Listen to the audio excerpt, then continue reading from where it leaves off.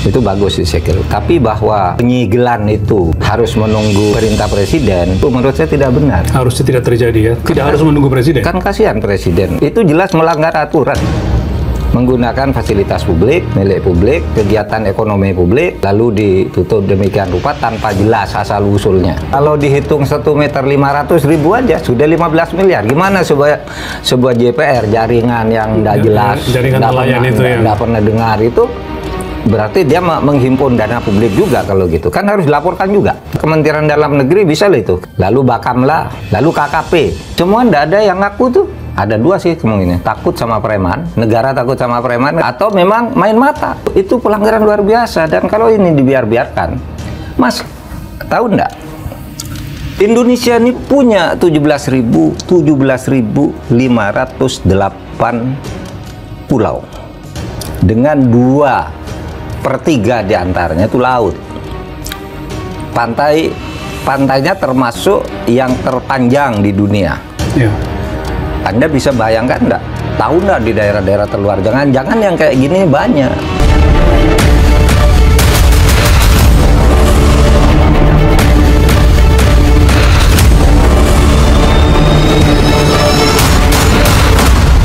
Soal pagar misterius, pagar laut misterius. Ya, pagar laut misterius. Pagar laut di wilayah Tangerang yang panjangnya kurang lebih 30 km. Yang kita lihat hari-hari ini Kementerian Kelautan dan Perikanan sudah mensegel, katanya atas perintah Presiden langsung, sehingga itu disegel dan sekarang dikasih waktu 20 hari untuk siapa yang mengaku dan dibubarkan. Pertanyaannya kemudian, sampai sekarang Pak, nggak ada yang ngaku itu punya siapa dan tidak diketahui punya siapa. Menurut Pak Mahfud, masuk akal nggak itu? Gimana pandangan Pak Mahfud? Ini, bahwa itu disegel, itu bagus. Sebagai langkah yang tegas karena ini kedaulatan hukum ya. Termasuk masalah-masalah keamanan di dalam negara kita. Itu bagus sih saya kira. Tapi bahwa penyegelan itu harus menunggu perintah presiden, itu menurut saya tidak benar. Harusnya tidak terjadi ya. Tidak harus menunggu presiden. Kan kasihan presiden harus memerintahkan sendiri. Itu kan secara otomatis di tingkat, paling enggak di tingkat kabupaten lah, bahwa itu harus bertindak cepat, gitu kan? Karena itu sudah jelas, itu jelas melanggar aturan. Menggunakan fasilitas publik, milik publik, kegiatan ekonomi publik, lalu ditutup demikian rupa tanpa jelas asal-usulnya. Nah, lalu yang lebih menyesalkan lagi, kayaknya tidak ada pejabat yang berani menyatakan berterus terang itu siapa dan siapa yang itu siapa. Itu, ya. Itu kan gampang ya untuk tahu. Gampang untuk tahu. Pertama, kegiatan sehari-hari polisi, ya kan? Betul.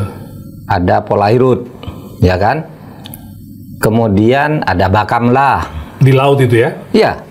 Bakamla itu dulu saya berkali-kali mencoba. Di sana ada apa alat tuh untuk monitor, teropong lah ya? Iya, teropong ke laut itu. Apa namanya, pusat kendali, Puskodal keamanan laut. Itu di situ ada seluruh sudut laut Indonesia itu terekam. Apa yang terjadi? Orang curi ikan ketahuan. Itu di kapal-kapal milik Bakamla atau di sebuah tempat di mana aja? Di mana aja laut di situ ya. Itu bisa direkam. Kalau kapal Bakamla ada di mana gitu bisa kita kontak, lalu bisa berhubungan dengan orang, berkomunikasi. Di sini ada apa, ini wajahnya bisa di zoom. Dari misalnya saya pernah coba ke Papua, dari Jakarta saya tahu di Papua ada apa. Tinggal bicara dengan saya. Bahkan dari Jakarta bisa menyaksikan apa yang terjadi di Laut Papua. Di Laut Papua, di Natuna, itu Bakamla punya alatnya.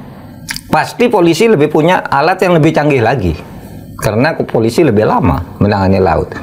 Dan seumpama tidak ada kapal Bakamla, di setiap laut itu direkam semua. Ini laut kosong, tidak ada apa-apanya. Ini pasti bisa tuh kok direwain misalnya ya. Kegiatan pembuatan itu pakai itu puskodalnya Bakamla. Sehingga bagi saya aneh, begitu ditemukan lalu tidak semua saling mengaku tidak tahu. Jadi omong kosong malah itu, mereka tidak tahu kalau kemudian dari Juli 2024 sampai sekarang baru tahu. Tidak masuk akal, tidak tahu. Dan sekarang yang aneh, ada yang mengaku. Mengaku tapi tidak masuk akal. Yang kelompok nelayan itu. Iya, kelompok nelayan Iya, mengatakan bahwa itu dibuat untuk menanam brasi, kemudian untuk apa lagi? Namanya JPR, Pak, Jaringan Rakyat Pantura. Iya, Menamakan diri seperti itu. Iya. Loh, kan tidak boleh meskipun apa? Kan harus lapor dulu. Memagari fasilitas publik itu. Apalagi tidak masuk akal 30 km lalu pekerjaan sukarela kan pasti bermiliar-miliar biayanya. Itu. Kalau dihitung 1 meter taruhlah 1 juta misalnya ya. Biayanya dengan ongkosnya misalnya pokoknya biaya 1 juta itu kan berarti 30 miliar lebih. Kalau dihitung 1 meter 500.000 aja sudah 15 miliar. Gimana sebuah JPR jaringan yang tidak jelas, tidak pernah dengar itu, berarti dia menghimpun dana publik juga kalau gitu. Kan harus dilaporkan juga. Jadi menurut Mahfud kemungkinan besar itu semacam korporasi mestinya ya, atau apa? Pasti orang-orang punya modal besar korporasi atau orang punya modal besar yang membiayai itu dengan sengaja. Baru sesudah ketahuan gelagapan mencari orang untuk mengaku. Tapi secara penegakan hukum Pak Mahfud, siapa sejatinya yang harus segera bertindak, Pak? Pemda, pemerintah pusat, atau aparat penegak hukum? Kalau melihat seperti ini. Aparat penegak hukum. Tapi aparat penegak hukum kan bisa mulai dari Pemda juga kan, tidak harus pusat, tidak harus menunggu presiden. Kalau apa-apa nunggu presiden itu kan tidak bagus. Kan sudah ada tugas, itu secara otomatis itu melanggar hukum.